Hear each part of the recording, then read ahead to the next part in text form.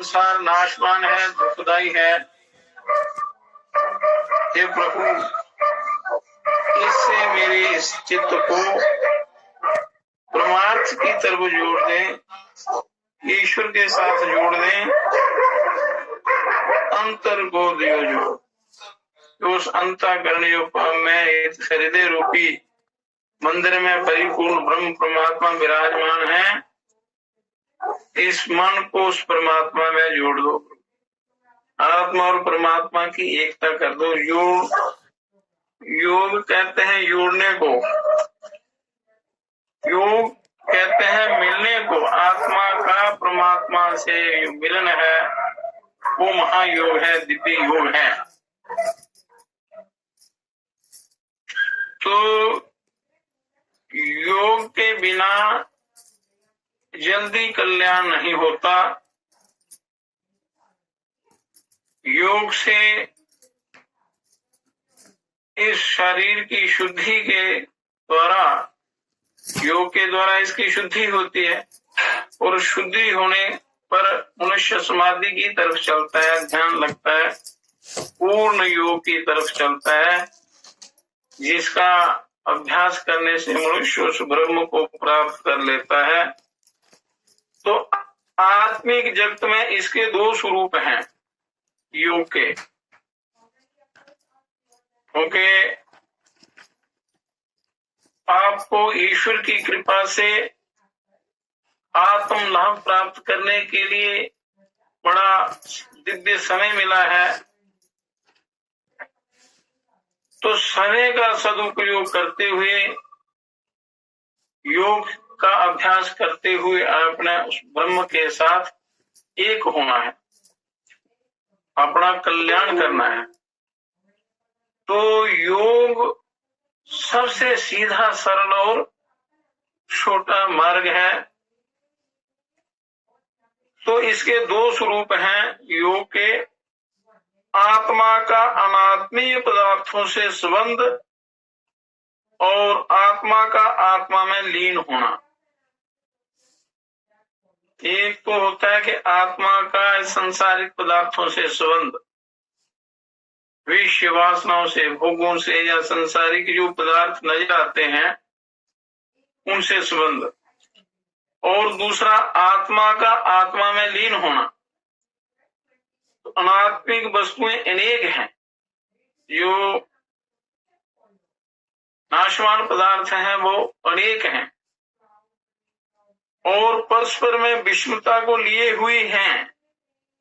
वो अलग अलग स्वभाव हैं उनके, अनेक विषमताएं हैं उनमें, आपस में परिवर्तनशील हैं, बदलने वाली हैं, नाशवान हैं और आत्मा से विजातीय हैं, अलग हैं,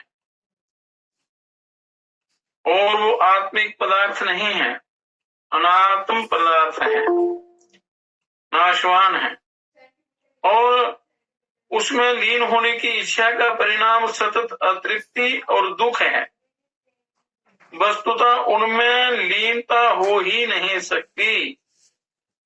और जो अनात्म वस्तु हैं, जो नाशवान वस्तु हैं, नाशवान जो भोग पदार्थ हैं, वो सारे दुख रूप हैं। उसमें तृप्ति नहीं होती और उसमें लीनता भी नहीं होती। अतः आत्मा का आत्मा में लीन होना ही वास्तविक योग है। आत्मा का आत्मा में ही, उस ब्रह्म में लीन होना ही योग है। ये स्वाभाविक और चिरस्थायी है, स्वाभाविक है और चिरस्थायी है, ज्यादा देर रहने वाला है। इसके दो अंग हैं, इसके भी दो अंग हैं। एक विजातीय पदार्थों से वियोग करना, मतलब जो आपके काम के पदार्थ नहीं है, संसारिक पदार्थ हैं, आपको दुख देने वाले हैं, उनका उपयोग जो है परिणाम में दुख रूप है, उन पदार्थों से वियोग करना, अर्थात अनात्मी पदार्थों से रुचि हटाना। और अपने मन को जो नाशवान पदार्थ हैं या भोग हैं, संसार में जो भी ये रंग बिरंगे पदार्थ दिखाई देते हैं, जो मन को मोह लेते हैं उनसे रुचि हटाना और आत्मा से योग करना, मतलब आत्मा की तरफ चलना, आत्मानुभव करना, उसकी आत्मानुसंधान की तरफ चलना। जिन उपायों से ये सिद्ध होता है उन्हें भी अन्न में प्राण की तरह से कारण में कार्य का उपचार करके उसे योग कहते हैं। और असल में ये उपाय सिर्फ अवस्था की अभिव्यक्ति भी हैं और अर्थात सचमुच योग है। आत्मा की तरफ चलना जो है या आत्मिक पदार्थों की और ध्यान लगाना तो सचमुच वही योग है, क्योंकि आत्मा धर्म से भिन्न नहीं है, आत्मा धर्म एक ही है। इसलिए धर्म का त्याग कभी नहीं करना चाहिए। आपका धर्म क्या है? अनात्म वस्तुओं से मन को हटाकर उस परमार्थ वस्तु में, परम ब्रह्म में, उस ईश्वर में, अपने ही स्वरूप में लगाना। योग के लिए आत्मा और अनात्मा का भेद, प्रकृति अर्थात कर्म का नवीन कर्म संबंध का निरोध तथा पूर्वबद्ध कर्मों की निर्जरा होकर जो आत्यंतिक भुक्ति है, उस आत्यंतिक मुक्ति की उपलब्धि, इन विषयों का ठीक तथा प्रीति युक्त ज्ञान होना आवश्यक है। ये जितने भी हैं मुक्ति का, योग का, कैसे इस अपने मन को अनात्म वस्तुओं से हटाकर उस आत्मिक वस्तुओं में लगाना है, आत्मा में लगाना है, उस आनंद की प्राप्ति के लिए लगाना है, और इनका मुक्ति का अच्छे प्रकार ज्ञान होना बहुत ही आवश्यक है। बार बार जब आप ये ब्रह्म ज्ञान सुनेंगे, अध्यात्म ज्ञान, तो वो स्पष्ट होता चला जाएगा।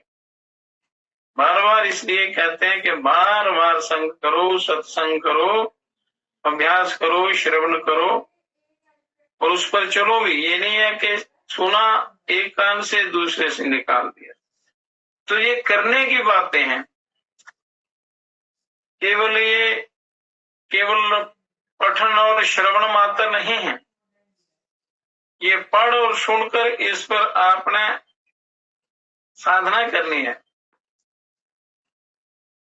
और बड़ी सरल युक्तियां, विधियां हैं अनेक शास्त्रों में, और बड़े सिद्ध योगी लोग बताते हैं वो युक्तियां। इसी एक युक्ति का अच्छी प्रकार अभ्यास करने से आपको अंदर के प्रकाश का अनुभव होगा और होता है, वो सत्य है। तो देहधारी प्राणियों में अनेक विषमताएं हैं। इनमें जो विषमताएं हैं और जो सुख, ज्ञान, शक्ति आदि की अल्पता और स्वरूप, अपना जो स्वस्वरूप भ्रांति आदि दिखाई पड़ते हैं। इसलिए वे आत्मा के निजी स्वभाव नहीं है। जितनी भी भ्रांतियां हैं मन में, कई रूप दिखाई देते हैं, भ्रांतियां जो दिखाई देती हैं, वास्तव में वो अपना स्वभाव नहीं है, अपना स्वरूप नहीं है, क्योंकि उनकी अधिक कमी या अधिकता होती रहती है, कभी कम कभी ज्यादा, और उनका आत्यंतिक अभाव भी संभव है। जो भ्रांतियां, जो विचार, जो अनात्म वस्तुओं की तरफ आकर्षण जो होता है, उसका अभाव वो है, वो संभव है, आप कर सकते हैं। अतः आत्मा के ये भाव किसी अनात्मी पदार्थों के निमित्त से हैं। ये पदार्थ कर्म है,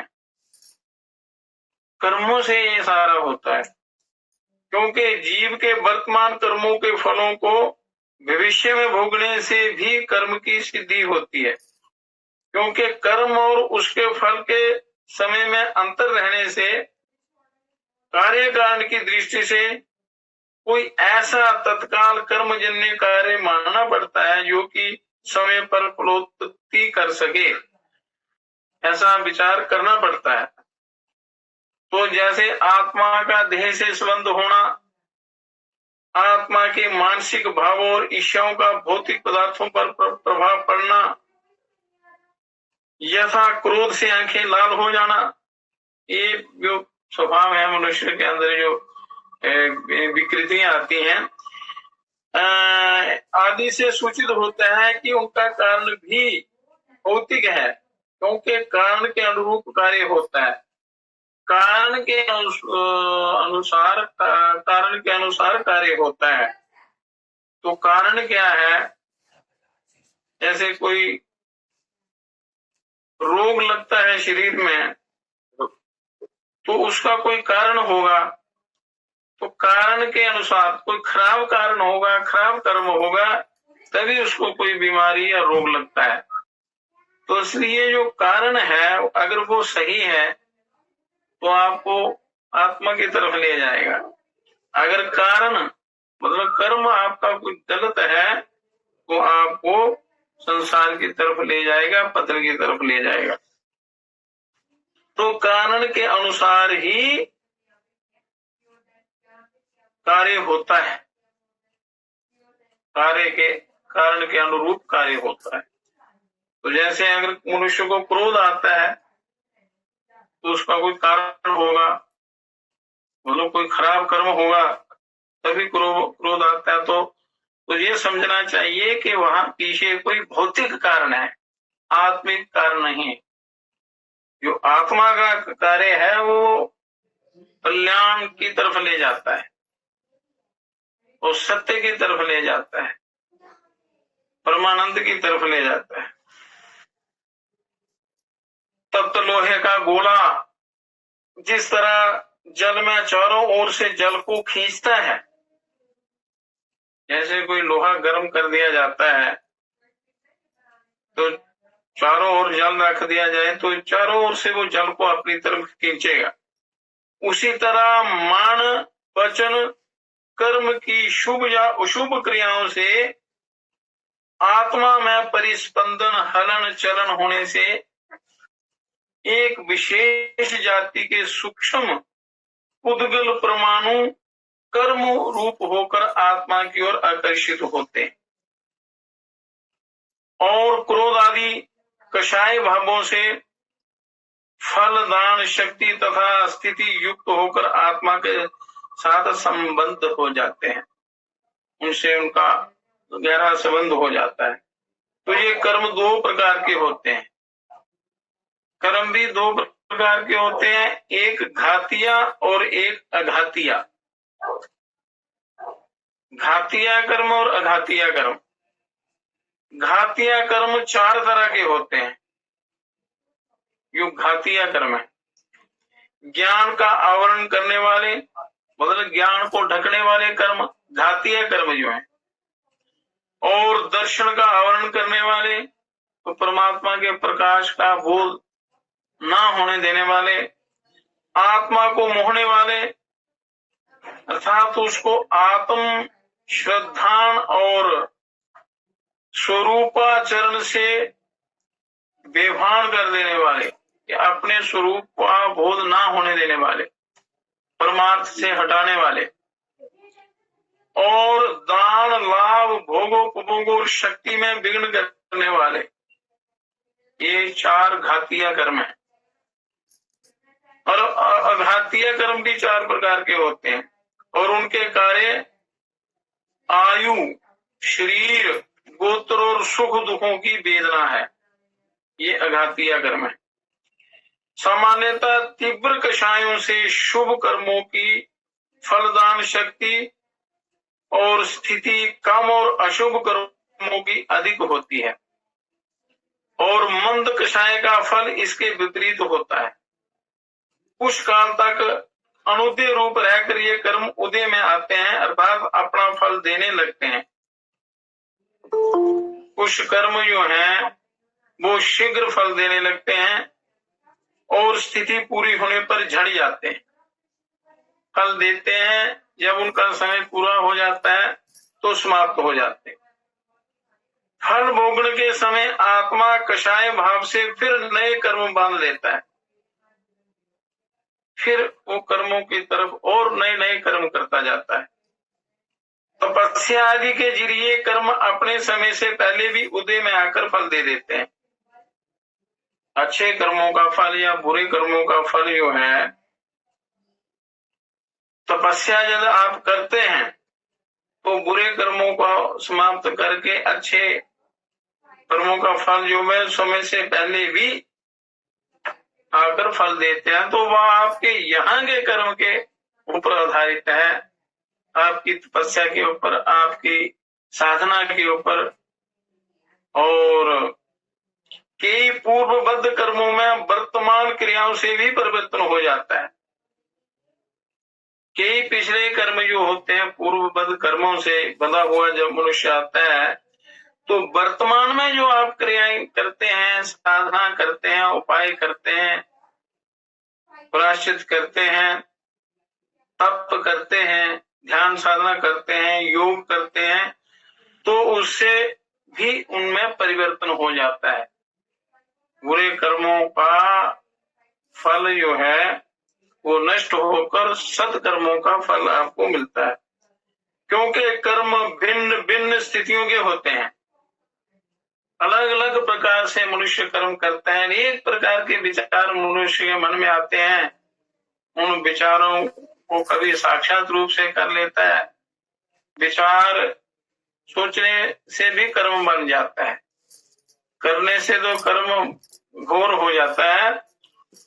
और इसलिए बड़ा सोच समझकर कर्तव्य कर्म को निभाना है, क्योंकि कर्म की गति बड़ी गहन है। गीता में भी कहा है, अकर्मण्यश्चैव बोधव्यम बोधभ्यं च विकर्मणा, अकर्मण्यश्चैव बोधव्यम बोधव्य च विकर्मणा गहना कर्मणा गति। एक कर्म की गति बड़ी गहन है, इसको अच्छी प्रकार समझना चाहिए, इनका अच्छी प्रकार ज्ञान करके मनुष्य को अपना जीवन चलाना चाहिए। अतः हर क्षण कषाय सहित आत्मा के साथ नवीन कर्म बनते रहते हैं और भूत से पूर्व कर्म उदय होकर झड़ते रहते हैं। पुराने कर्म जन्म जन्मांतर के कर्म होते हैं, संस्कार होते हैं। तो यहाँ जो आप कर्म करते हैं, तप करते हैं, जप करते हैं, साधना करते हैं, उससे पूर्व के कुछ कर्म जो है वो उदय होकर समाप्त हो जाते हैं, नष्ट हो जाते हैं, होते रहते हैं। और बहुत से पूर्व कर्म फल देने का समय ना आने के कारण सत्ता रूप में संबद्ध रहते हैं, वो शेष रह जाते हैं। और इस तरह आत्मा और कर्म का ये संबंध प्रवाह रूप से अनादि है। ये कर्मों, इसलिए मनुष्य जो है कभी जन्म मरण के चक्कर में पड़ा रहता है, छूटता नहीं है। यदि आप छूने का उपाय नहीं करेंगे, आप शास्त्रों के बताए हुए रास्ते पर नहीं चलेंगे, गुरुओं की आज्ञा का पालन नहीं करेंगे, ईश्वर का जो बताया हुआ मार्ग है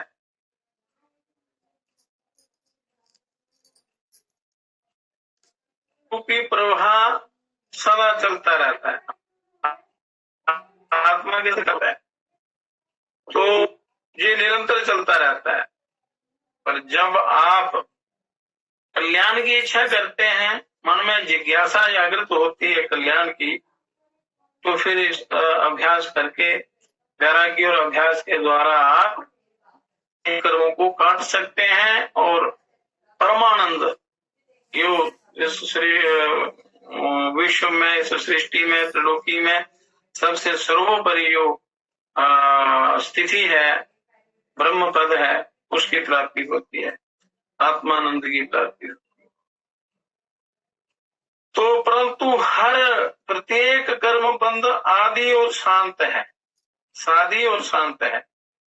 आत्मज्ञान पाकर कषायों को नष्ट कर देने से नवीन कर्म बंध ना होने पर और पुरातन कर्मों के समय पाकर या तपस्या से असमय में ही जड़ जाने पर, तपस्या से आप समय से पहले उन कर्मों का भुगतान कर सकते हो।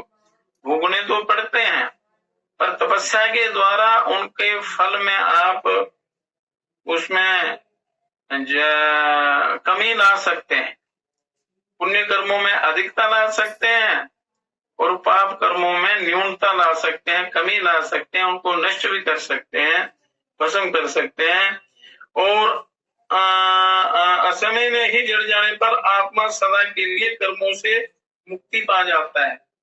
मतलब साधना के द्वारा, जप तप के द्वारा आप उन कर्मों को काट सकते हैं, क्योंकि मनुष्य जीवन आपको स्वतंत्र जीवन मिला है, अपने उद्धार के लिए, नया कर्म करने के लिए मिला है।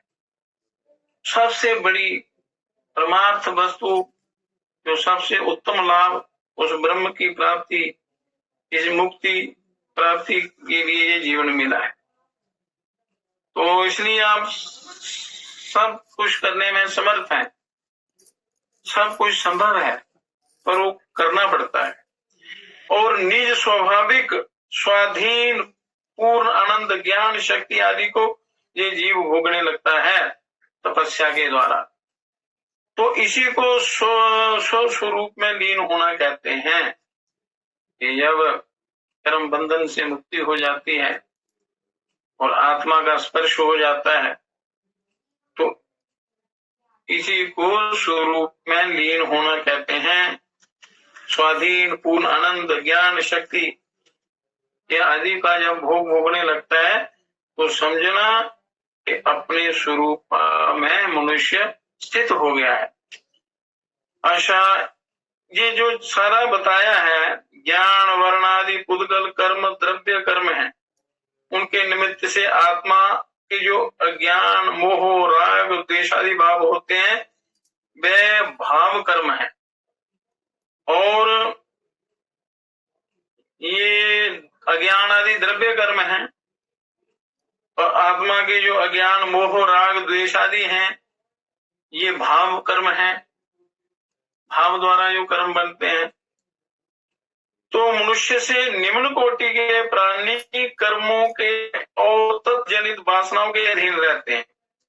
मनुष्य से जो नीची योनियां हैं वो कर्मों के अधीन ही रहती हैं, वासनाओं के अधीन रहते हैं। वो अपना कल्याण नहीं कर सकते, तप नहीं कर सकते, केवल कर्मों का भोग करते हुए, पर जो जो किए हैं, जो जो समय निश्चित है, तो उनको वो भोगना पड़ता है। इसलिए मनुष्य जन्म जो मिला है, स्वतंत्र जन्म मिला है, तो इसमें आपने आपको सुसंस्कृत बनाना है, संस्कारी बनाना है, आचारवान बनाना है, अपना स्वभाव सरल बनाना है, कर्म दिव्य करने हैं, और आत्म कल्याण की जिज्ञासा मन में रखनी है, और उस पर अभ्यास चलना है। जो गुरु लोग रास्ता बताते हैं, शास्त्र बताते हैं, तो असली ज्ञान की तरफ मनुष्य को चलना चाहिए। असली ज्ञान प्राप्त करके अपना उद्धार करना चाहिए। तो बाकी तो 84 लाख योनियों में समस्त योनियां जो हैं वो कर्मों का फल और उसके अधीन रहते हैं, वो परवश होकर उनको भोगने ही पड़ते हैं। केवल मनुष्य ही स्वतंत्र है कर्मों को करने में और फल के भोगने में परतंत्र है। तो इसलिए ऐसे कर्म करो जिससे आपको पछताना नहीं पड़े, जीवन सफल हो जाए, दोबारा उन नीच योनियों में नहीं जाना पड़े। यहाँ आप कोई भी कर्म नहीं कर सकते, तो ऐसी अंतकूप और नारकी योनियों में जाने से अपने आप को आपने बचाना है। परंतु मनुष्य आदि उत्तम जीवों के कर्म और कषाय अपेक्षाकृत कम होते हैं, मंद होते हैं। उनमें विवेक शक्ति रहती है, मनुष्यों में विवेक शक्ति है, ज्ञान शक्ति है, दिमाग है, और वे इच्छाओं के सर्वथा वश में नहीं होते हैं। बाकी ये सभी इच्छाओं के वासनाओं के अधीन रहते हैं, इसलिए वो अपने आप का छुटकारा नहीं करा सकते। इसलिए वह उपदेश आदि का निमित्त पाकर उपयोग और साधना से अपने कषायों को, अपने कर्मों को और स्वस्वरूप विस्मरण को नष्ट या मंद कर सकते हैं और इस तरह मुक्ति या मुक्ति मार्ग के अधिकारी होते हैं। सब कुछ करने में समर्थ है, अपना कल्याण करने में भी, अपना पतन करने में भी यो मनुष्य है। और आत्मा के साथ कर्म का संबंध मिथ्यात्व, असंयम, वासना और मन वचन काय की क्रिया से होता है। आत्मा के साथ कर्म का संबंध मिथ्यात्व, झूठ का जो संग है, असंयमी हो जाता है। संयम से कल्याण होता है। जो असंयमी है, असंयम के कारण वासना और मन वचन कार्य की क्रिया से होता है। इनसे कर्मों का, आत्मा का संबंध कर्म के साथ हो जाता है। ये जो चीजें बताई हैं, असंयम है, वासना है, झूठा जो मोह है, और सत्य को असत्य और असत्य को सत्य समझना, मन वचन इत्यादि इनकी क्रियाओं से होता है। अतः इन कारणों को दूर करने से नवीन कर्म बंद होना रुकता है। इन कर्मों को हटाने से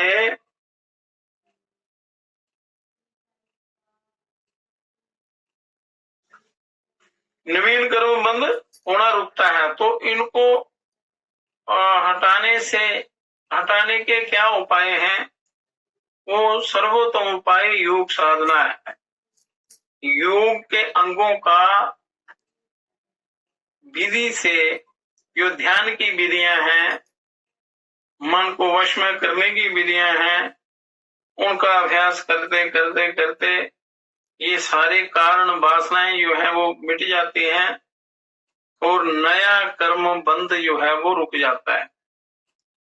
इनमें से मन वचन काय की क्रिया का पूर्ण निरोध तो प्रायः देह से मुक्ति पाने तक नहीं हो सकता, क्योंकि जब तक शरीर है तो कोई ना कोई कर्म होता रहता है।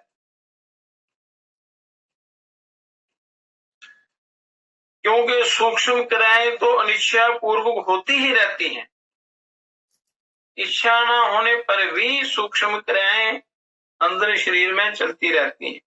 इसलिए जब तक शरीर है तब तक उनसे छुटकारा मुश्किल हो जाता है। इन क्रियाओं के द्वारा कर्मों का आगमन होने पर भी बिना राग, द्वेष, मोह के उनका संबंध आत्मा से नहीं होता। जब हम राग, द्वेष और मोह जोड़, ये सूक्ष्म क्रियाएं तो चलती रहती हैं पर उनका इतना प्रभाव नहीं होता। जब हम राग, द्वेष और मोह बढ़ा लेते हैं अपने अंदर, तो तब उनका संबंध होता है, अन्यथा नहीं।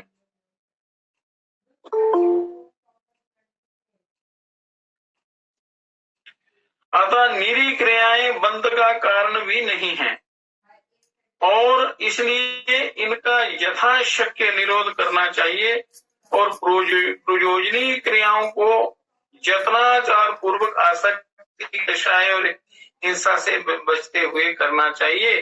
जो आपके करने योग्य जो कर्म है वो आसक्ति रहित होने चाहिए, उसमें हिंसा नहीं होनी चाहिए। बड़ी सावधानी से कर्म करते हुए अपने आप को बचाना है कर्मों के बंधन से, कर्मों के जाल से। तो उसमें योग सर्वोपरि है। योग से बड़ा जल्दी ये कर्म बंधन से ये जीव मुक्त होता है। तो जो योग की 7 भूमिकाएं थी, एक एक को करके, पहले एक की साधना करके फिर उससे दूसरी से पहले पर पूरा नियंत्रण होता है। इसी क्रम के अनुसार एक के बाद एक करते हुए आपने उन्नति को प्राप्त करना है, आरोह क्रम में जाना है।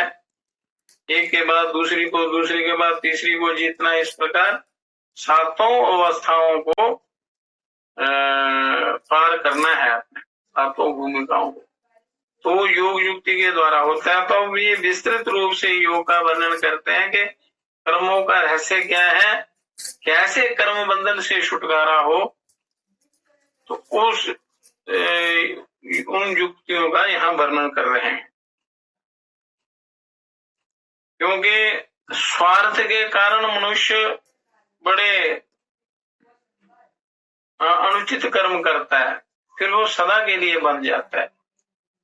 जगत में स्वार्थ का व्यवहार, जगत में स्वार्थ का व्यवहार, बिन स्वार्थ के कोई बात न पूछे, देख खूब विचार। जगत में स्वार्थ का व्यवहार, जगत में स्वार्थ का व्यवहार। स्वार्थ के कारण मनुष्य कर्मों के बंधन में बंध जाता है, इसलिए इस स्वार्थ का भी त्याग करना है, अपने स्वार्थ रहित होकर आसक्ति रहित काम करने हैं। तो कर्म बंधन को रोकने के उपाय बंध के कारणों से विपरीत गुण हैं। जो कर्म बंधन को रोकने के जो उपाय हैं, जो बंधन के कारण हैं, उनसे बिल्कुल विपरीत हैं, उनका स्वभाव ही विपरीत होता है। और जैसे प्रतीति सहित स्वस्वरूप का सम्यक ज्ञान आत्मज्ञानी अंतर्मुखी हो जाता है। आत्मज्ञानी यह है, वो आत्म ज्ञान को चाहने वाला व्यक्ति अंतर्मुखी हो जाता है, हृदय में ध्यान लगाता है, और कर्म फल भोगते हुए भी उसकी वासनाएं मंद हो जाती हैं। आत्मज्ञानी अंतर्मुखी होता है, कर्मों का फल भी भोगता है, पर भोगते हुए उसकी वासनाएं उसको तंग नहीं करती हैं, वो मंद पड़ जाती हैं, शीतल पड़ जाती हैं, समाप्त हो जाती हैं, तथा प्रतिक्षण अधिक अधिक मंद होती जाती हैं। जैसे जैसे जी ध्यान करता है, आत्मज्ञान का अभ्यास करता है, साधना करता है, तो ये धीरे धीरे धीरे ये वासनाएं मंद पड़ जाती हैं, और मन वचन कार्य की क्रियाओं का निग्रह, काय की शरीर की क्रियाओं का निग्रह जतनाचार पूर्वक, मतलब यत्न से, यत्न और पवित्र आचार से प्रयोजनीय क्रियाओं को करना। प्रयोजनीय क्रियाओं का ये जो शास्त्रों में जिन क्रियाओं को करने की आपको आज्ञा है, और जो इनके किए बिना आपका ये जीवन चलना मुश्किल हो जाता है, उन क्रियाओं को करना निग्रह करते हुए, और क्षमा मार्दव आदि 10 सामान्य धर्मों का पालन, मैत्री, मुदिता, प्रसन्नता, करुणा, उपेक्षा की 4 भावनाएं, भावना, संसार की अनित्यता और दुख रूपता, मतलब संसार की नित्यता के संसार अनित्य है, नाशवान है और दुख रूप है, और मृत्यु की प्रबलता, और देह की भिन्नता और अपवित्रता, अपने अपने कर्मों के फलों को भोगने में अकेलापना, कर्मों का और लोक का स्वरूप, धर्म की महिमा और दुर्लभता, और धर्म की महिमा क्या है और धर्म बड़ी मुश्किल से प्राप्त होता है, इसकी दुर्लभता, इनका बार बार चिंतन, अहिंसा, सत्य और अचौर्य चोरी ना करना, ब्रह्मचर्य और अपरिग्रह, इन 5 महाव्रतों का पालन, यम नियमों का पालन पहले भी वर्णन किया था कि मनुष्य को अपना जीवन पवित्र बनाने के लिए यम और नियमों का पालन करना बहुत ही आवश्यक है। तो यम है अहिंसा, सत्य, अस्तेय, ब्रह्मचर्य, अपरिग्रह, नियम है शौच, संतोष, तप, स्वाध्याय, ईश्वर प्रणिधान। ये इनका पालन करते हुए मनुष्य को अपना कल्याण जीवन पवित्र बनाना है।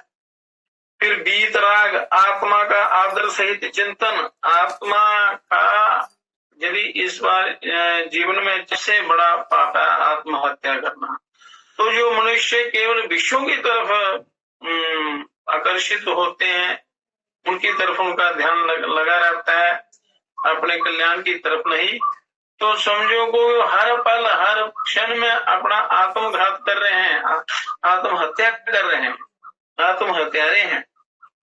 ये आत्म लाभ प्राप्त ना करना, संसार की वासनाओं की तरफ चलना, तो समझो वो प्रति पल प्रति क्षण आप आत्महत्या कर रहे हैं। एक पल भी आपको जाया नहीं करना चाहिए।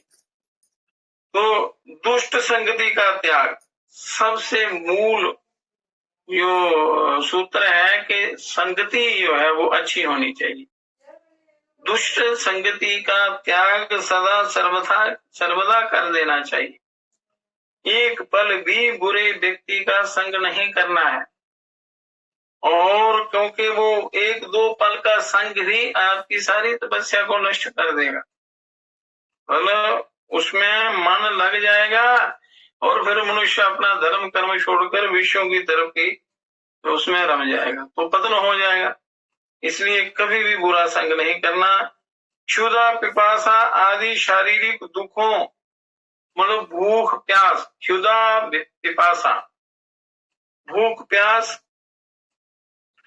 आदि शारीरिक दुखों और राग द्वेष अपमान अलाभ संशय काम क्रोध मद आदि मानसिक दुखों को समता से सह लेना और निमित्त कारणों से चलायमान नहीं होना।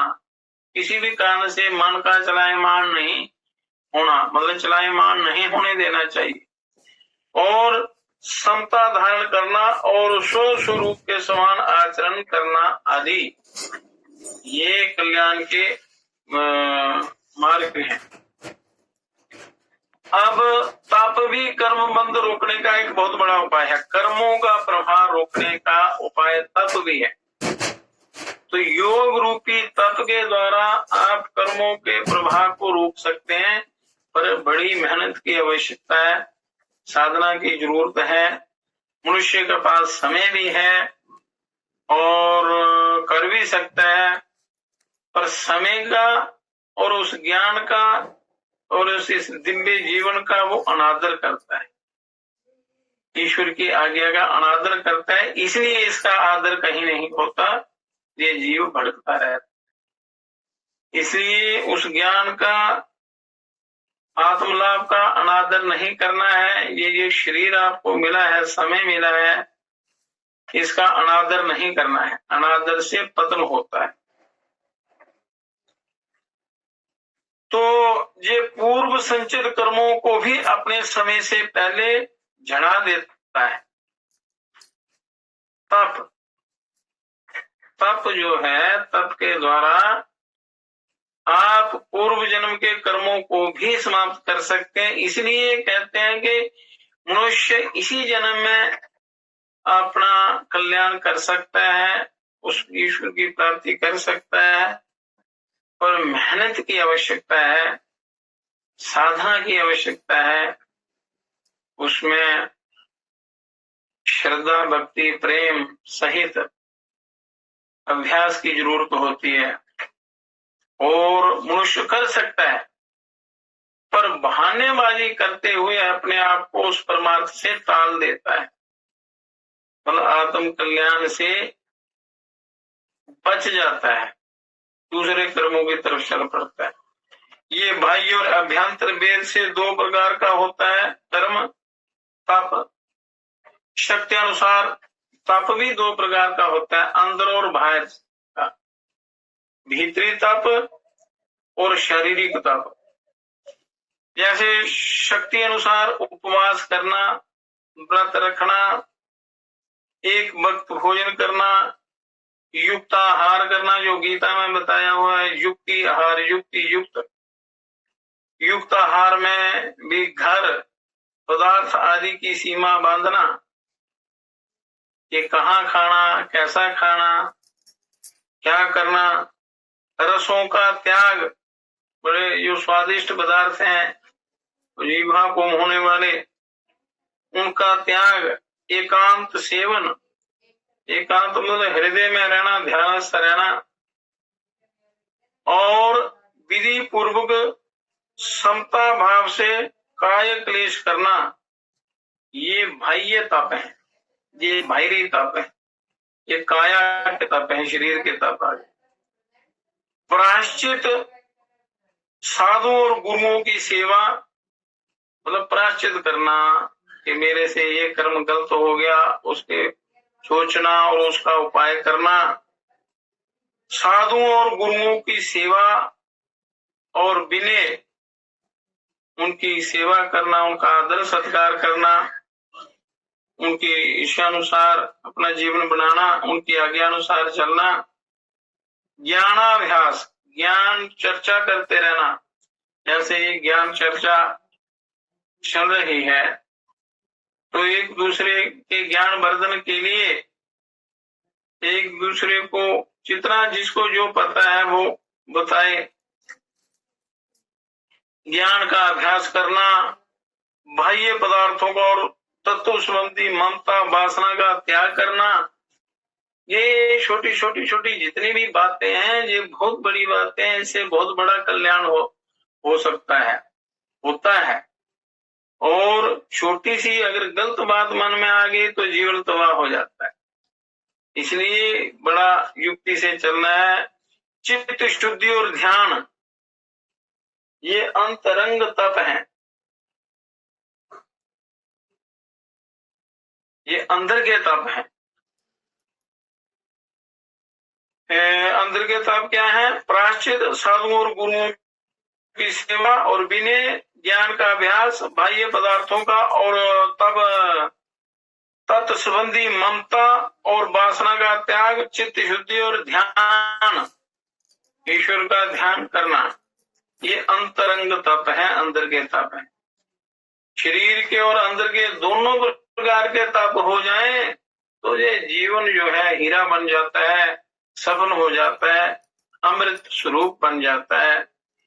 इनमें ध्यान सर्वश्रेष्ठ है। ये जितने भी योग बताए हैं, ये सब करते हैं। ध्यान योग जो है वो सर्वोपरि है। ध्यान के बिना आत्मसिद्धि नहीं होती। तो पूजा कोटि समम स्तोत्रम, स्तोत्र कोटि समो जपा, जप कोटि समम ध्यानम, ध्यान कोटि समो लयः। करोड़ बार पूजा करने का फल एक बार स्तुति पढ़ने से होता है, स्तुति करने से होता है, स्तोत्र पढ़ने से होता है।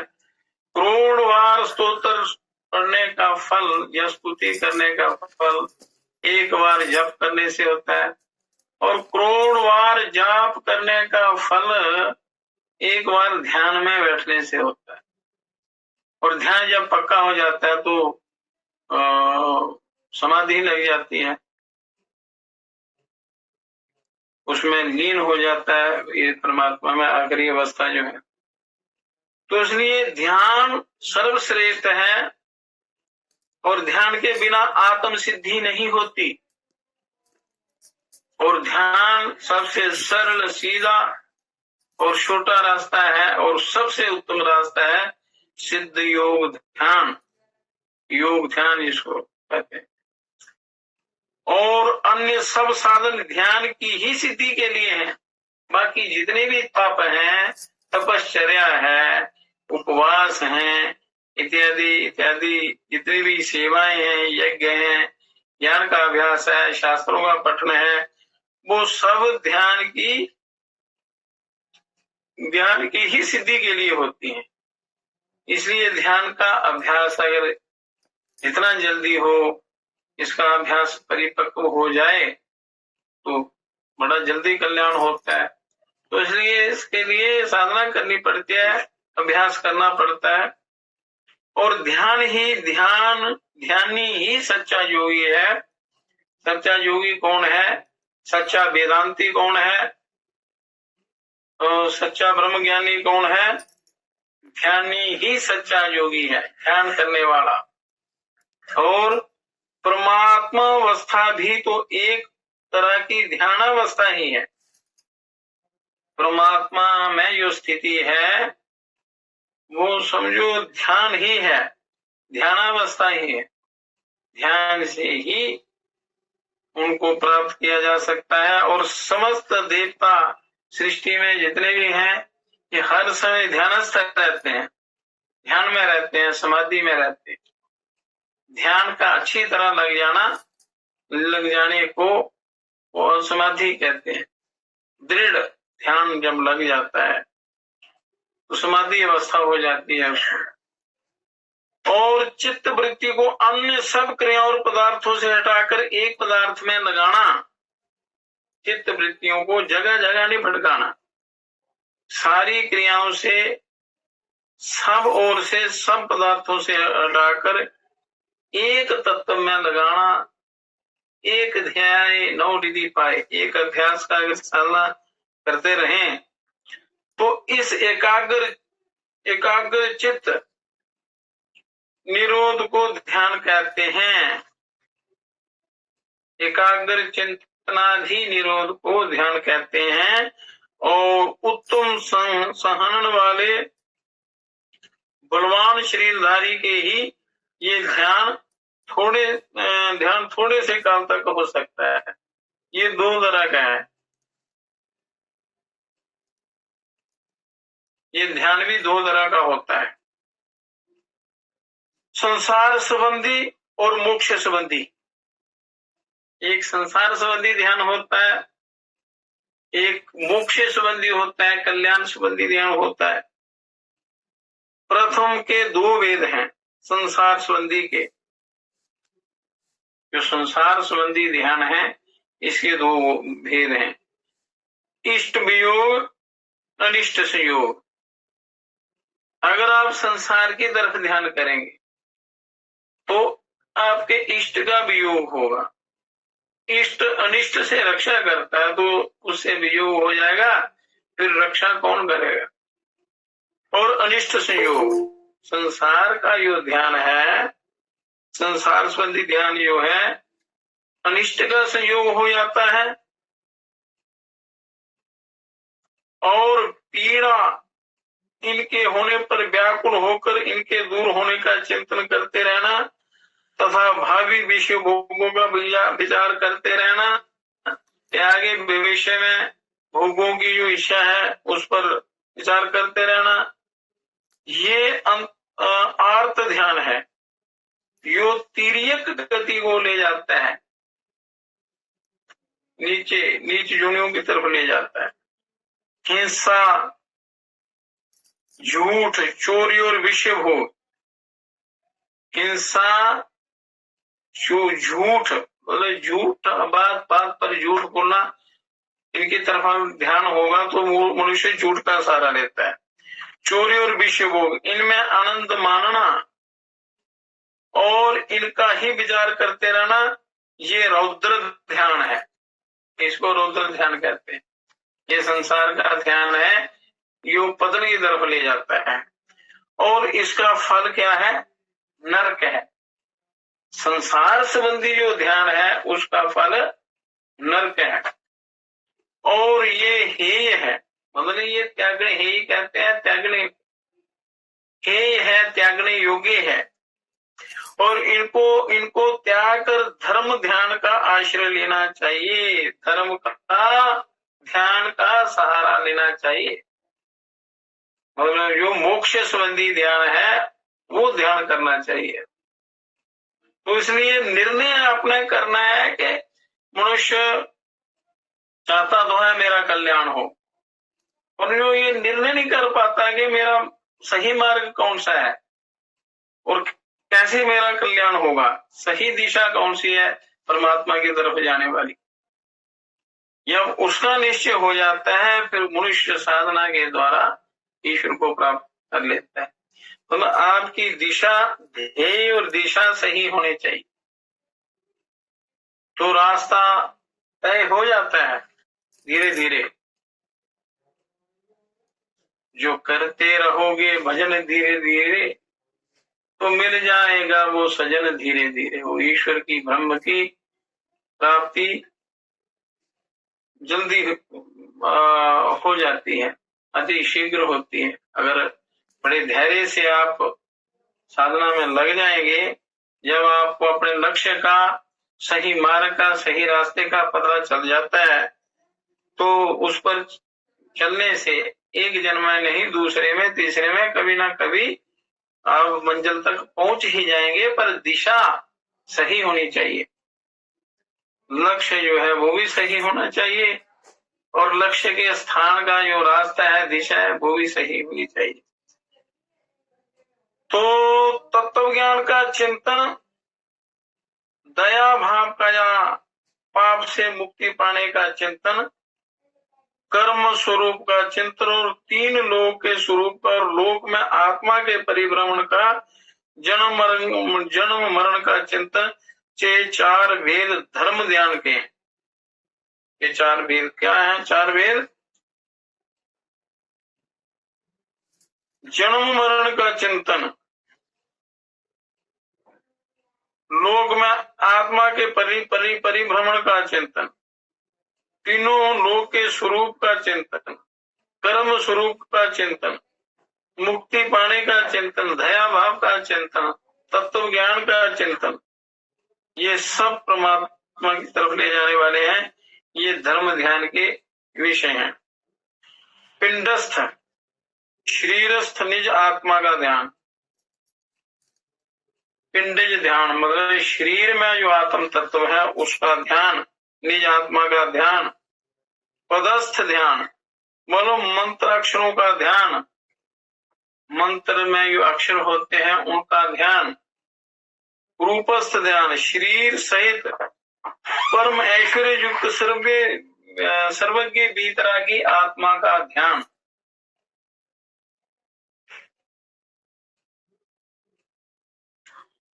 तो इसलिए ध्यान आत्म कल्याण का सबसे उत्तम रास्ता है, उत्तम विधि है, उत्तम युक्ति है।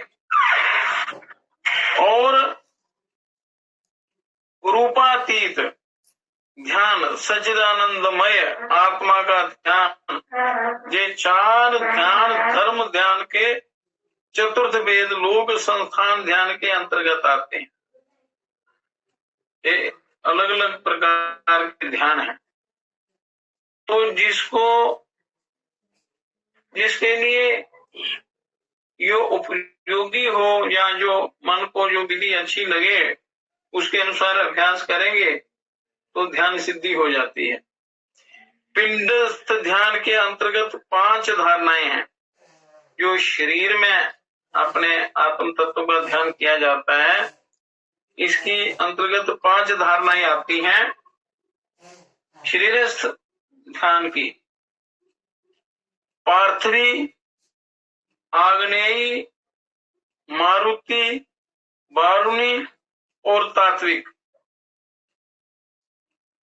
इन धारणाओं में कृष्णा पृथ्वी पर, सागर के बीच मतलब पृथ्वी के ऊपर, समुद्र में, सुमेरु पर्वत पर या हिमालय में निज आत्मा को शांत और तेजस्वी रूप में विचार कर, ये तरीके हैं अपनी आत्मा को शांत और तेजस्वी रूप में उसका ध्यान करना है।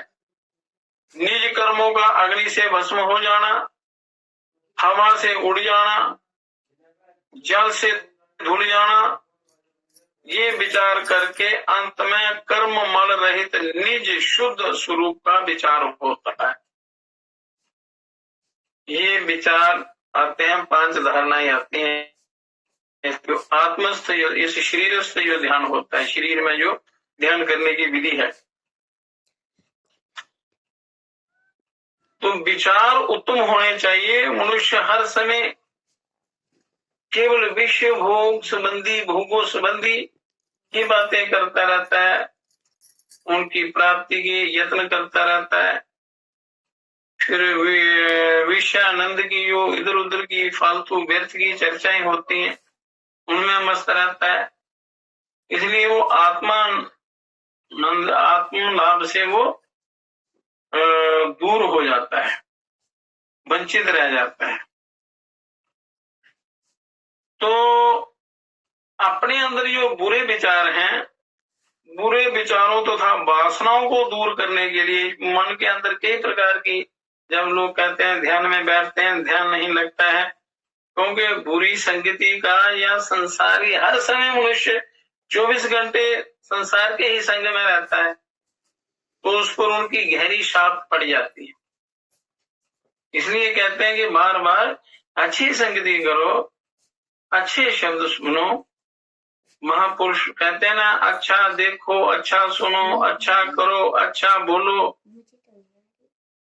तो कल्याण होगा।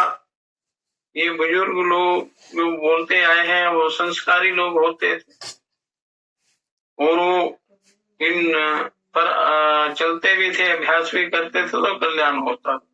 तो इसलिए बुरे विचारों, वासनाओं को दूर करने के लिए अलग अलग रुचि वालों के लिए ऊपर लिखे उपाय कितने उपयोगी हैं।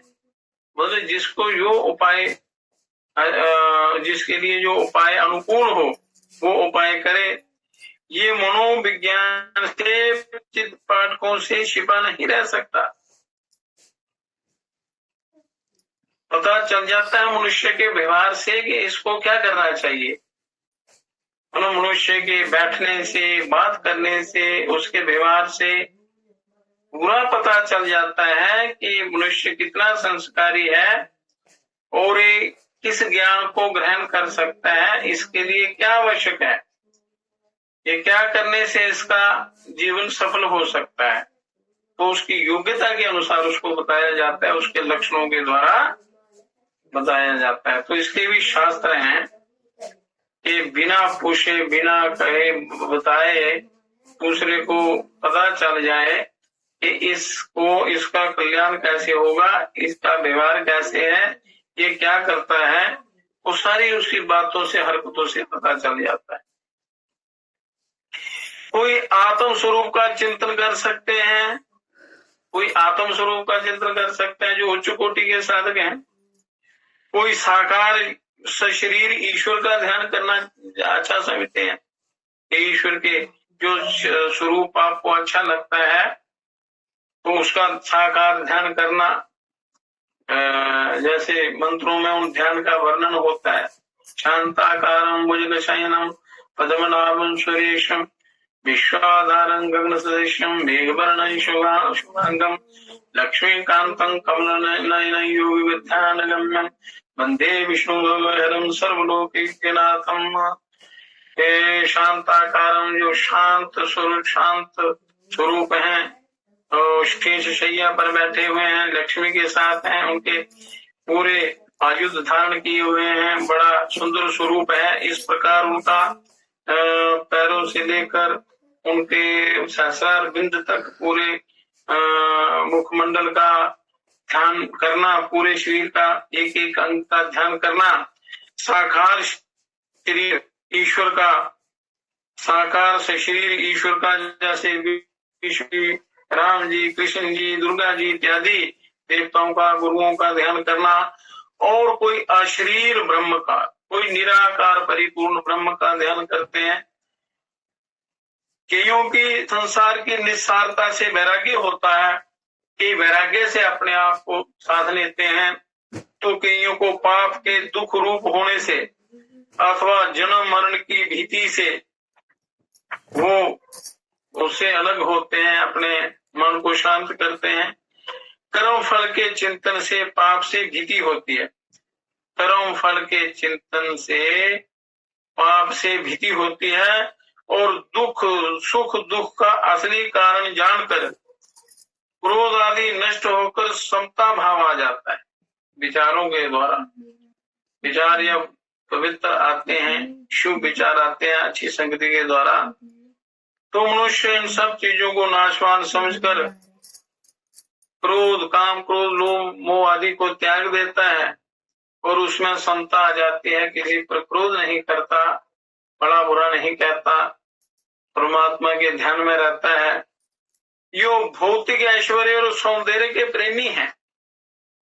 कोई ध्यान के प्रेमी होते हैं, आत्म कल्याण के प्रेमी होते हैं, और कई लोग भौतिक जो ऐश्वर्य हैं संसार के अनेक प्रकार के, उल्टे सीधे योग। और सौंदर्य के प्रेमी है, केवल शरीर को सजाते संवारते रहते हैं। वह उत्कृष्ट भौतिक ऐश्वर्य और सौंदर्य युक्त से शरीर पूर्णात्मा का चिंतन करके स्नेह स्नेह आत्मा के प्रेमी बनते हैं। वो धीरे धीरे धीरे धीरे आत्मा की तरफ चलते हैं। कई क्रोध आदि का उनके विरोधी भाव क्षमा आदि से नाश करते हैं। कई क्रोध का नाश, क्रोध को दुख रूप समझकर, पाप रूप समझकर, और क्षमा को अपनाते हैं। क्षमा के द्वारा अपने आप का अंतःकरण की शुद्धि करते हैं। और पार्थिवी आदि धारणाएं एक तरह का गहरा स्वयं सूचन है, सेल्फ सुजेशन है, और अपने आप को स्वयं ही सुझाव देना स्वयं का सूचन है। तो ज्ञान का अभ्यास, ध्यान आदि के 3 होते हैं। ज्ञान का अभ्यास और ध्यान के 3 कार्य होते हैं। ये क्या है? चित्त वृत्ति के एक ही क्रिया में अकषाय भाव से होने से तथा अन्य क्रियाओं के निरोध से नवीन बंध का अभाव। चित्त की वृत्ति का निरोध होने से क्रियाओं का जो है, क्रियाओं से संबंध विच्छेद हो जाता है, उनका निरोध हो जाता है। उनके निरोध होने से बंधन का अभाव हो जाता है। बंध का, जो संसार में बंध जाता है आदमी जन्म मरण के चक्र में, उसका अभाव हो जाता है चित्त वृत्ति के निरोध से। उस समय उदय होने वाले कर्मों के फलों की और उपयोग न होने से उनका बिना कषाय भाव उत्तेजित किए झड़ जाना होता है। क्योंकि जब मनुष्य से उनसे संबंध तोड़ देता है तो उनके कर्मों का फल उदय नहीं होता है। उदय होने से पहले ही उन कर्मों का फल झड़ जाता है।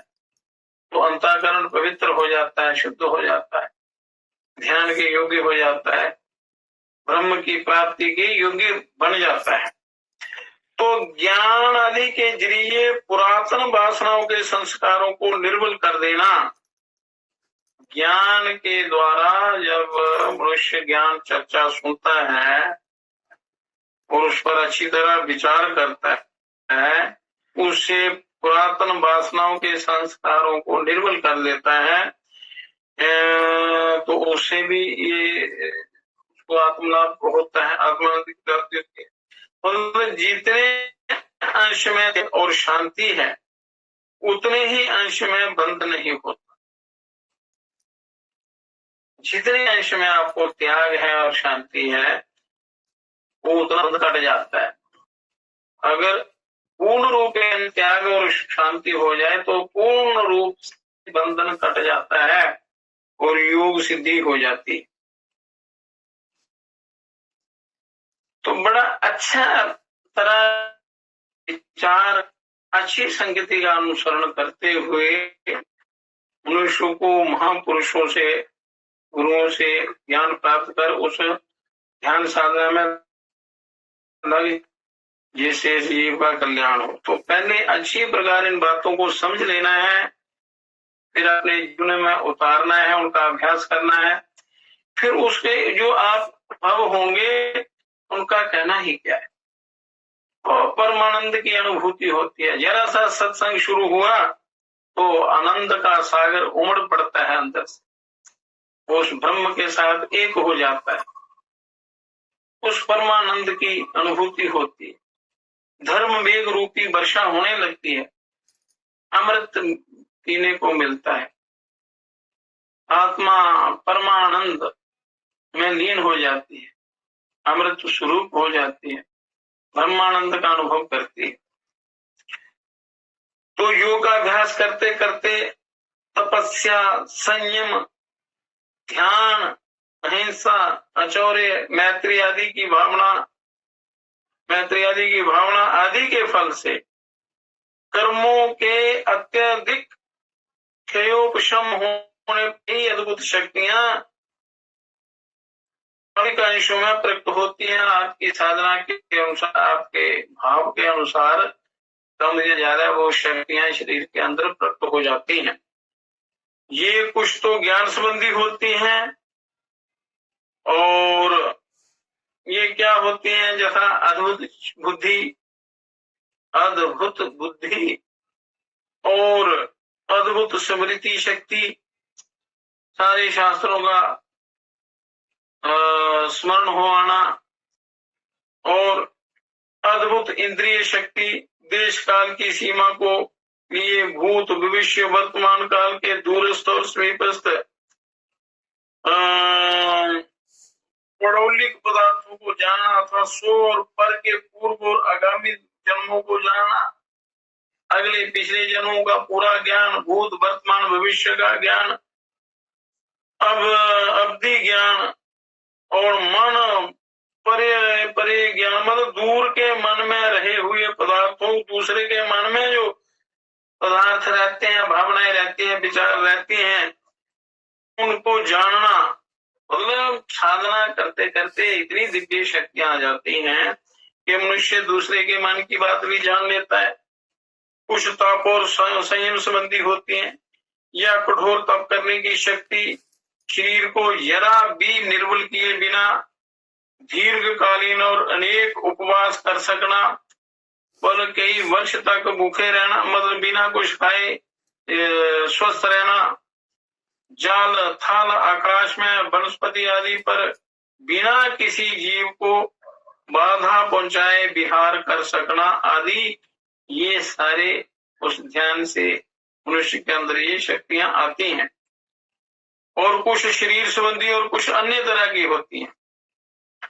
और ये सर्वौषधि रिद्धि, मतलब दृष्टि या वचन से या शरीर के स्पर्श से या शरीर के मल या स्वेद से या शरीर संस्पर्शी रज पवन आदि से असाध्य भी रोग दूर कर देना, विष आदि का दूर हो जाना, ऐसा इस ध्यान साधना से आत्मा की प्राप्ति करते करते ये सारी सिद्धियां प्राप्त होती हैं। बल रिद्धि मतलब अपार शारीरिक, मानसिक और वाचनिक बल, इसको कहते हैं बल रिद्धि। बिना थके हुए एक मुहूर्त के भीतर समस्त शास्त्रों का चिंतन या उच्चारण कर सकना आदि, ये भी योग से मनुष्य प्राप्त कर सकता है। परास सिद्धि मतलब क्रुद्ध होने पर दृष्टि या वचन से दूसरे को विषा विभूत करके मार सकना, इस प्रकार के कई सामर्थ्य, मतलब ईश्वरीय शक्तियां मनुष्य के अंदर आ जाती इत्यादि। अष्ट सिद्धि 9 निधि यहाँ ये प्राप्त होते हैं इस साधना से। योग का अभ्यास करते करते ये सारे वैभव, सारे ऐश्वर्य शक्तियां, रिद्धियां, सिद्धियां प्राप्त होती हैं। योगी को जिस पात्र से या जिस वस्तु का आहार दिया जाए, वह अत्य अल्प होने पर भी उससे या उसको चाहे जितने प्राणियों को खिला देने पर भी उस दिन के लिए उसका अक्षय होना, ऐसी भी सिद्धियां होती। अक्षय पात्र जैसे उसमें से जैसे असंख्य लोगों को खाना खिला दो, भोजन करवा दो, तो समाप्त नहीं होता, अक्षय पात्र जो का त्यों भरा रहता है। तो इस प्रकार की रिद्धि सिद्धियां ये योग साधना करते करते प्राप्त होती हैं। पर मनुष्य का लक्ष्य क्या है? इन सिद्धियों में फंसना नहीं है, इनका दुरुपयोग नहीं करना है और इनका दुरुपयोग करते हुए अपना पतन नहीं करना है और संसारिक जीवात्माओं को भटकाना नहीं है। इनका उपयोग आत्मोन्नति के लिए करना है। आपका परम लक्ष्य जो है ब्रह्म की प्राप्ति है, आत्मानंद की प्राप्ति है, आत्म कल्याण है। तो सिद्धियां आ जाती हैं साधना करते करते। प्राणायाम, प्रत्याहार, धारणा, ध्यान आदि, समाधि, ये साधना करते करते करते मनुष्य के अंदर बहुत सामर्थ्य आ जाता है। तो ईश्वरीय शक्तियां आ जाती हैं। पर उन शक्तियों में आपने रमना नहीं है। उनका उपयोग आत्मोद्धार के लिए करना है, आत्म कल्याण करने के लिए करना है, ताकि जन्म मरण का चक्र कट जाए। अगर रिद्धि सिद्धियों के चक्कर में पड़कर इन सिद्धियों से आप काम लेते हैं तो क्या होगा कि वो जन्म मरण कटेगा नहीं, मुक्ति नहीं होगी।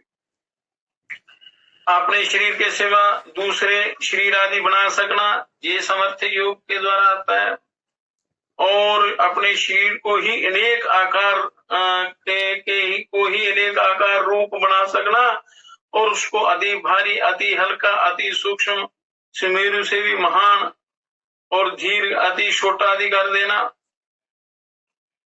जैसे हनुमान जी में, रुद्रावतार हनुमान जी में ये सारी सिद्धियां थी, सारे देवों में सिद्धियां होती हैं। जो बड़े साधक योगी लोग जो हैं उनमें जो होते हैं, अनेक प्रकार के शरीर बना लेते हैं, छोटा बड़ा करना, हल्का करना, भारी करना इत्यादि। भूमि पर बैठे बैठे मेरु के शिखर को व सूर्य को छू सकना, ऐसी इतने सामर्थ्य, इतनी योग्यता योग साधना करने वाले को प्राप्त होती है। अंतर ध्यान हो जाना, पहाड़ में भी आकाश के समान गमन कर सकना, आकाश में भी सर्वत्र गमन करने की शक्ति, जल में थल के समान चलना, थल में जल के समान संचार कर सकना, सर्व वशीकरण आदि ये योगाभ्यास करते करते आपको प्राप्त होगी। तो योगी के ठहरने का स्थान जरा सा होने पर भी उसमें अपरिमित मनुष्यों का सुख से समा सकना, इतनी जो असंभव जो वस्तुएं हैं, असंभव काम जो हैं वो हो जाते हैं योग की समर्थ्य से। तीर्थ दर्शन के लिए या संदेह के निवारणार्थ अति दूरस्थ उत्कृष्ट ज्ञानी केवली या श्रुत केवली के पास जाने के लिए मुनि के मस्तक से रसादि धातु रहित एक हाथ प्रमाण चंद्रिका के समान श्वेत शरीर निकलना, ऐसे ऐसे शरीर, इसी शरीर से कई शरीर निकालकर अपनी कार्य सिद्धि करना। इस प्रकार अनेक प्रकार की सिद्धियां जो हैं ये प्राप्त हो सकती हैं। देवताओं या मंत्र देवताओं की अधीनता या कृपा से भी अनेक सिद्धियां प्राप्त होती हैं। योग से तो असंख्य सिद्धियां प्राप्त हो जाती, और ईश्वरीय सामर्थ्य उसमें आ जाता है। पर यह है कि उसको उस सामर्थ्य में भूलना नहीं है, अहंकार नहीं करना है, उसमें मस्त नहीं होना है।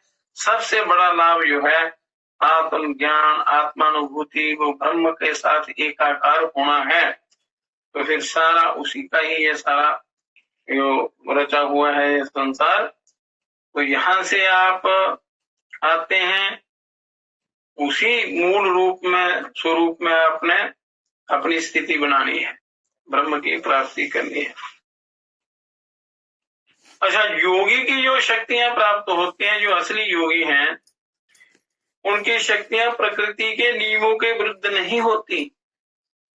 प्रकृति में वो व्यवधान नहीं डालते, उनका उपयोग वो उस ब्रह्म की प्राप्ति के लिए करते हैं, अपने जीवन को सफल बनाने के लिए करते हैं, अपना पतन करने के लिए नहीं। हर पदार्थ के अनंत गुण होते हैं, और परंतु साधारण मनुष्यों का ज्ञान जो है वो अत्यल्प है। जो साधक नहीं है, जो साधारण लोग हैं, उनका ज्ञान बहुत कम होता है। जब पदार्थों के ज्ञात गुणों से विचित्र कोई घटना हो जाती है तो लोग उसे अप्राकृतिक कहने लगते हैं कि ये अनहोनी हुई है, तो क्योंकि उसको इतना ज्ञान नहीं होता कि ये सृष्टि चक्र क्या है, कैसा है। वस्तुतः कोई कार्य या घटना अप्राकृतिक हो ही नहीं सकती, और अननेचुरल या सुपरनेचुरल नहीं हो सकती। आधुनिक वैज्ञानिक भी इसे मानते हैं कि हमारे विचार और चरित्र का प्रभाव हमारे शरीर तथा बाहरी पदार्थों पर भी पड़ता है। ये सब आपके विचार और आपके चरित्र पर आधारित होता है। आपके विचार कैसे हैं, आपका चरित्र कैसा है, उसका प्रभाव हमारे अंतःकरण पर और शरीर पर पड़ता है। इसलिए योग के द्वारा अपने आप का शुद्धिकरण करते हुए परमात्मा के साथ एक होना है आपका, ये लक्ष्य है। आत्मानुभूति, स्वरूपानुभूति। क्योंकि ये संसार नश्वर है, तो नश्वर संसार में मन लगाएंगे तो मनुष्य नाश को प्राप्त होगा, परमात्मा में लगाएंगे तो ईश्वर रूप हो जाएगा, तो ये सारे दुखों का नाश हो जाएगा। तो अंतिम श्लोक, योग की विभूतियों से बहुत सी तो आत्मज्ञानी योगी को ही प्राप्त होती है। ये जितनी विभूतियां हैं और इससे भी असंख्य विभूतियां हैं, उनकी गिनती करना असंभव है, पर ये आत्मज्ञानी योगी को ही प्राप्त होती है, क्योंकि वही आत्मज्ञानी ही इनका सदुपयोग कर सकता है। नहीं तो मूर्ख के पास अगर ये सिद्धियां आ जाएं अल्पज्ञानी के पास, तो वो उनका दुरुपयोग करेगा। और कुछ अज्ञानियों को भी तप संयम आदि से मिल जाती हैं, अज्ञानियों को भी मिलते हैं जो तप करते हैं, बिना ज्ञान के भी तप करते हैं, अनुभव होता है। तो जो आत्मज्ञान से रहित हैं या मोह विमूढ़ हैं, मोह में फंसे हुए हैं, वे इनसे मोहित होकर तप से भ्रष्ट हो जाते हैं। वो इनके मोह में, इनके चमत्कारों में फंसकर तप करना छोड़ देते हैं, सारी शक्तियां नष्ट हो जाती हैं, वो जीव गिर जाता है और इन शक्तियों का संसारिक अर्थों के लिए उपयोग करने लगते हैं, चमत्कार दिखाने लगते हैं, धन इकट्ठा करने लगते हैं, संसारिक लोगों को भटका देते हैं, सही ज्ञान नहीं देते। तो इसलिए ये जन्म मरण का चक्कर या ये जो भ्रष्टाचार है, पापाचार है, अत्याचार है, ये मिटता नहीं, क्योंकि वो संस्कार जम जाते हैं अंदर, तो बिना साधना के दूर होते नहीं। इसलिए मनुष्य गलत रास्ता अपना लेते हैं तो उनका पतन हो जाता है, जिसके फलस्वरूप वे आत्मोन्नति में बाधा डालकर आत्मा को पतित कर कर्म बंधन से इन शक्तियों को ही नहीं खो देते, बल्कि नरक आदि दुर्गतियों के भी अधिकारी हो जाते हैं।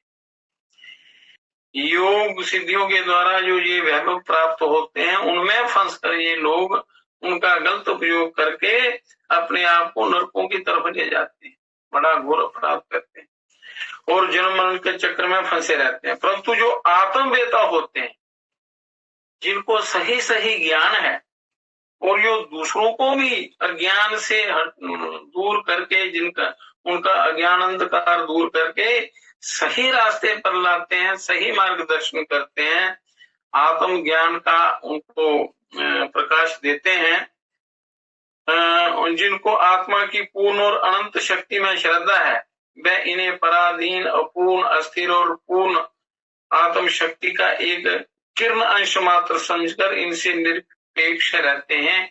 इनसे वो इनका दुरुपयोग नहीं करते, क्योंकि ये इतनी भी विभूतियां हैं, ये परमात्मा के क्षुद्रतम अंश से प्राप्त होती हैं और आत्मा की पूर्णोपलब्धि के लिए अग्रसर होते रहते हैं जो आत्मवेता लोग। तो धर्म ध्यान के साधन से शुक्ल ध्यान की सामर्थ्य प्राप्त आती है और शुक्ल ध्यान मोक्ष का साक्षात कारण होता है और इसमें तन्लीनता होती है, ध्यान ध्यान और ध्येय का भेद मिट जाता है। तो इनके ये वो ध्यान कैसे करना है और शुक्ल ध्यान क्या है, धर्म ध्यान करते करते मनुष्य को शुक्ल ध्यान की तरफ चलना है। तो वो शुक्ल ध्यान क्या है, शुक्ल ध्यान मोक्ष का कारण है और क्या है, कैसे करते हैं और कौन उसका अधिकारी है और उसे क्या प्राप्त होता है, तो ये कथा कल करेंगे। ओम सच्चिदानंद भगवान की जय। ओम शांति शांति शांति।